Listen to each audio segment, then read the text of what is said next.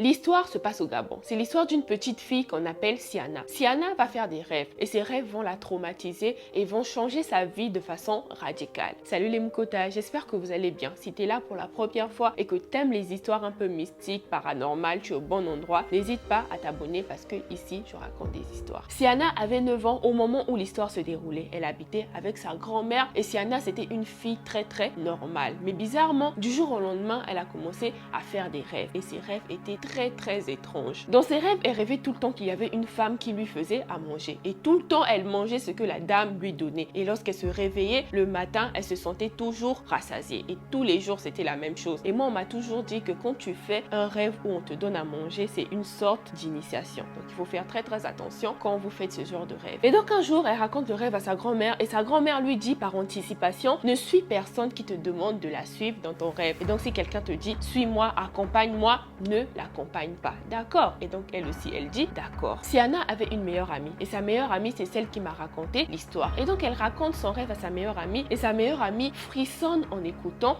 l'histoire. Mais bon, elle était encore très jeune, elle avait à peine 9 ans et donc elle ne savait pas quoi faire ou quoi dire à sa copine Siana. La nuit de ce jour-là, Siana fait un rêve et dans son rêve, elle voit la même femme. La même femme lui faisait à manger et la femme lui a dit, finis de manger et tu m'accompagnes. Siana s'est souvenue de ce que sa grand-mère lui avait dit et sa grand-mère lui avait dit que si elle te demande de t'accompagner, ne la suis pas. Et donc Siana refuse catégoriquement de suivre la femme. Mais la femme prend Siana par les cheveux, elle tire Siana pour que Siana parte avec elle. Oh, quand la femme l'a tirée dans le rêve, elle s'est souvenue encore de ce que sa grand-mère lui avait dit. Et sa grand-mère lui avait dit que si quelqu'un te traîne de force dans ton rêve, cogne ta tête sur un arbre ou cogne ta tête sur quelque chose de très dur. On t'avait bien préparé, hein, ma petite Mukota. Siana a vu un arbre et donc elle voulait se cogner la tête contre l'arbre. Et donc la vieille dame lui dit, bien joué, hein, qui t'a appris ça? C'est sûrement ta grand-mère qui t'a appris ça. Mais son coup a raté. Tu ne vas pas te réveiller, tu vas rester éveillé et tu vas m'accompagner là où je suis en train de te ramener. Siana, tellement effrayée, tellement apeurée, elle voulait vraiment se réveiller de ce rêve. Et donc elle cherchait quelque chose de très dur pour pouvoir se cogner la tête et pouvoir se réveiller de ce cauchemar. Et donc elle voit la dame, elle avait une petite canne et elle marchait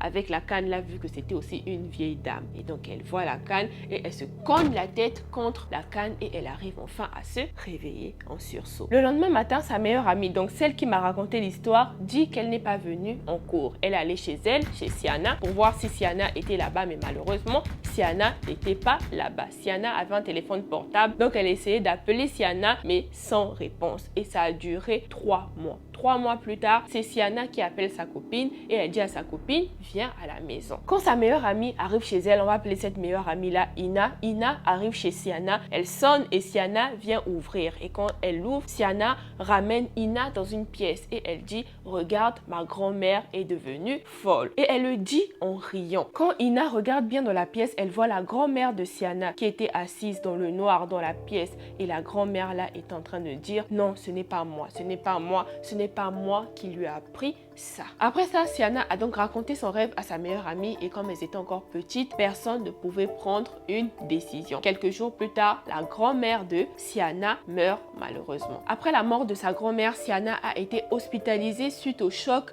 qu'elle avait vécu et aussi elle avait déménagé, comme le dit Ina. Et donc Ina, jusqu'aujourd'hui, elle n'a plus jamais eu de nouvelles de sa copine Siana et elle espère vraiment qu'elle va bien aujourd'hui. Une histoire très étrange, mais si je peux donner mon avis, je pense que la grand-mère de Siana savait qui était la femme qui donnait à manger à sa petite fille dans son rêve. Parce qu'elle avait déjà dit à sa petite fille que si cette dame te demande de la suivre dans ton rêve, ne la suis pas. Et si elle te force quand même de la suivre, cogne-toi contre un arbre ou cogne-toi vers quelque chose de très dur. C'est qu'elle savait. Et je pense aussi que vu que la vieille femme n'a pas pu ramener Siana là où elle voulait la ramener, du coup, elle est venue prendre la grand-mère. Je m'explique. Si tu as bien suivi l'histoire, il y a une partie où la grand-mère, elle disait, non, c'est pas moi qui lui ai appris, c'est pas moi qui lui ai appris ça. Donc ça veut dire que la grand-mère, elle savait. Et donc c'est l'esprit sûrement de la vieille dame qui était dans le rêve là, qui apparaissait maintenant chez la grand-mère. Donc je pense que vu que la vieille femme n'a pas pu prendre Siana, elle est venue prendre la grand-mère parce que c'était la grand-mère qui avait montré tout ce qu'elle a montré à Siana pour ne pas que Siana aille avec la grand-mère là. Bon après tout ça sont que des suppositions. Donc si toi tu as un avis, n'hésite pas à me laisser ton avis dans les commentaires et si tu rejoins mon avis, n'hésite pas de me le dire aussi dans les commentaires. On passe passe à la deuxième histoire. L'histoire se passe en Guinée-Conakry. Aïssata partait souvent à l'école avec une amie et cette amie-là s'appelait Nadia, c'est le nom qu'on va lui donner dans l'histoire. Et donc elle partait souvent avec Nadia à l'école. Comme d'habitude, quand tu as quelqu'un qui est dans la même école que toi, dans le même quartier, toi ça te fait plaisir de cheminer avec la personne jusqu'à l'école. Et tous les jours, c'était comme ça. Nadia, c'était une fille très calme, très douce, mais bizarrement, du jour au lendemain, Aïssata a remarqué que sa copine,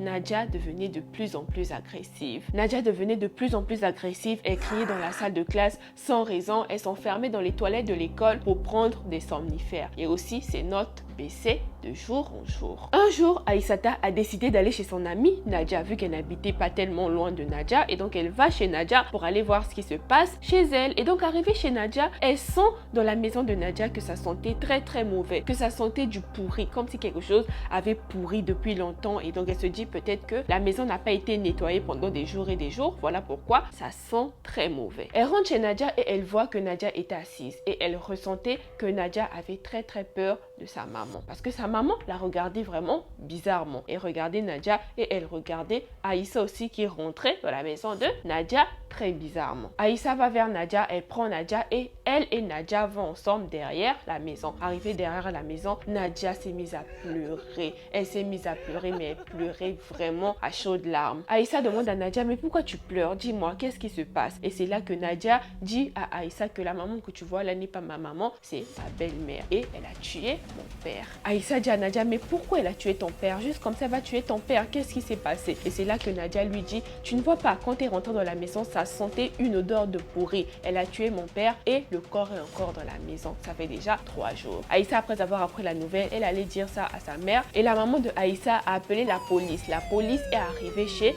Nadia. On a enfermé la maman de Nadia, sa belle-mère. À la police là-bas, la belle-mère de Nadia a dit qu'elle avait tué son mari parce que son mari faisait des rituels. Ces rituels-là, il tuait des femmes pour devenir riche. Et donc, si elle a tué son mari, c'est parce que son mari voulait la tuer. Et son mari avait tué même la maman de Nadia. Et c'est vrai que dans le quartier, il avait une réputation de changer de femme tout le temps. Ces femmes mouraient tout le temps et les gens se posaient la question, pourquoi ces femmes mouraient toujours? Et après, il changeait tout le temps de femme. Aïssa dit qu'elle avait juste 12 ans à l'époque et cette histoire l'a vraiment traumatisée jusqu'à aujourd'hui. Elle pense encore à cette histoire-là et elle se rappelle encore de l'odeur qu'elle avait sentie ce jour-là, l'odeur du cadavre du père de Nadia. Franchement, ma communauté, vous vivez vraiment des histoires très très étranges. N'hésite pas de me dire ce que tu penses de cette histoire dans les commentaires ainsi que de la première histoire. Et toi aussi, tu peux m'envoyer ton histoire par mail à contact@joelkinia.com. Il y a plein d'histoires comme ça sur mon compte qui s'affichent sur l'écran. De ce côté, ce sont les histoires recommandées par YouTube et là, c'est la playlist de mes vlogs. Là, c'est ma chaîne secondaire et en haut, c'est la chaîne, donc n'hésite pas à t'abonner. Bisous, bye bye.